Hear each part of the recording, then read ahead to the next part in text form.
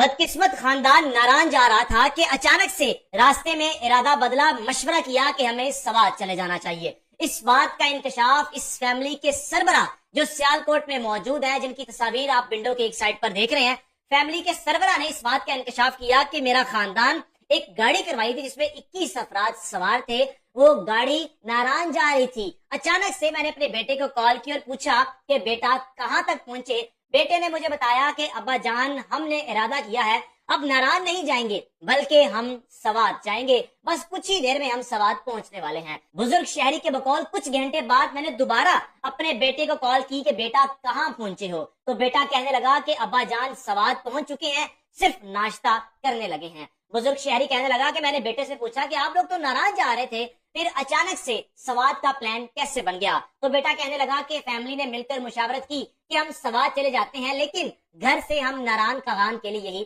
نکلے تھے۔ بزرگ شہری کے بقول چند گھنٹے بعد میں نے جب اپنے بیٹے کو دوبارہ کال کی تو میرا بیٹا چیخو پکار کر کے رو رہا تھا کہ ابا جان سب کچھ روڑ گیا جی، میری بیٹی چلی گئی، ابا جان بہن چلی گئی، ابا جان اس کی بیٹی چلی گئی، ابا جان اس کی بیٹی چلی گئی۔ میرا بیٹا چیخو پکار کر کے رو رہا تھا۔ یہ بدقسمت خاندان جس کا تعلق سیالکوٹ ڈسکا سے ہے، یہ بزرگ شہری اس خاندان کا سربراہ تھا، اور اس خاندان کے سربراہ کے بقول میری بیٹی بھی اس میں شامل ہے، میرا بیٹا بھی شامل ہے، میرے پوتے بھی شامل ہے، میرے نواسے بھی شامل ہے،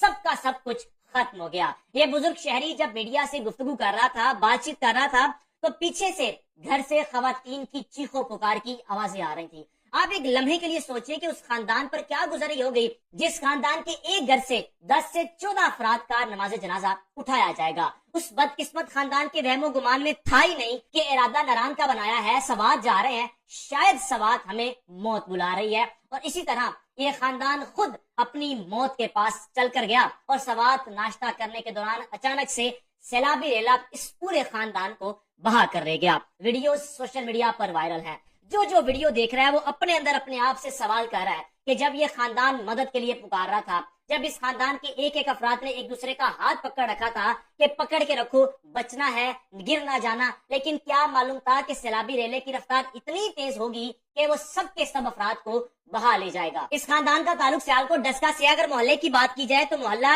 ڈسکا اقبال جٹ چوک محلہ رائے والا، یعنی اس جگہ سے اس خاندان کا تعلق ہے۔ فیملیز پلان کرتی ہیں، اکٹھے جاتے ہیں، خاندان کے خاندان پلان کرتے ہیں کہ ہم پہاڑی علاقوں میں جائیں گے، سیر و تفریح کے لیے جائیں گے، لیکن آج کل سیلاب کا موسم ہے اور ایسے مقامات پر میرے خیال میں احتیاط برتنی چاہیے، نہیں جانا چاہیے۔ آج کل موسم بھی ایسا ہے، بارشیں ہو رہی ہیں، اور ایسے مقامات پر، ایسی جگہوں پر سیلاب کا خدشہ ہر وقت رہتا ہے، لیکن آج کل خاص طور پر ان دنوں میں میرے خیال میں ایسے علاقوں میں نہیں جانا چاہیے۔ جو لوگ ارادہ بنا رہے ہیں یا پلان کر رکھا ہے، خدارا کچھ ہفتے یا کچھ دن انتظار کر لیں، یہ سیلاب کا سیزن نکل جائے، پھر آپ اپنے پیاروں کو پہاڑی علاقوں میں لے کر جائیں۔ ایک اور تحریر جو آپ سے میں شیئر کروں گا، میری نظر سے گزری، میں نے اپنے پیج پر شیئر بھی کی ہے۔ بچوں نے اپنے ماں باپ سے بار بار پوچھا ہوگا ہمیں بچانے کب آئیں گے، ہم ایسے ہی مر جائیں گے، یہ جو باری باری بہ گئے ہیں یہ سب مر جائیں گے، یہ جو ہیلی کاپٹر ہوتا ہے ہم کیڑے مکوڑوں کے لیے نہیں ہوتا، ہم مر گئے تو ہمیں کیسے ڈھونڈیں گے، سوچ سوچ کر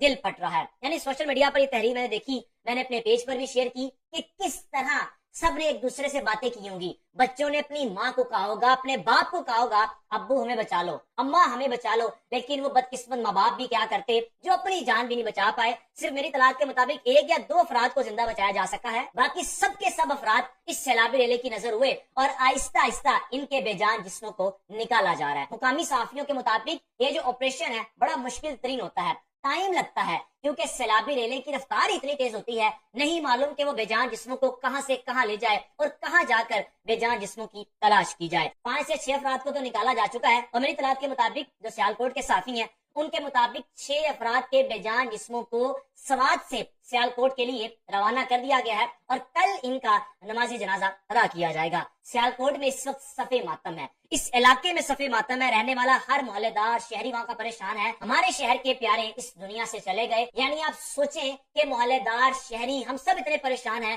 تو گھر والوں پر، خاندان کے بقیہ افراد پر کیا گزر رہی ہوگی۔ اللہ تعالیٰ اس خاندان پر اپنا رحم کرے، ان کو صبر دے، اور جو لوگ بچ گئے ہیں مجزانہ طور پر ہے، جن کو نکال لیا گیا، ان کو اللہ تعالیٰ صبر دے، کیونکہ ایک شخص کا میں نے انٹرویو دیکھا جن کا نام شاہد ہے، ان کے بقول میری تو ساری کی ساری دنیا ہی اجڑ گئی۔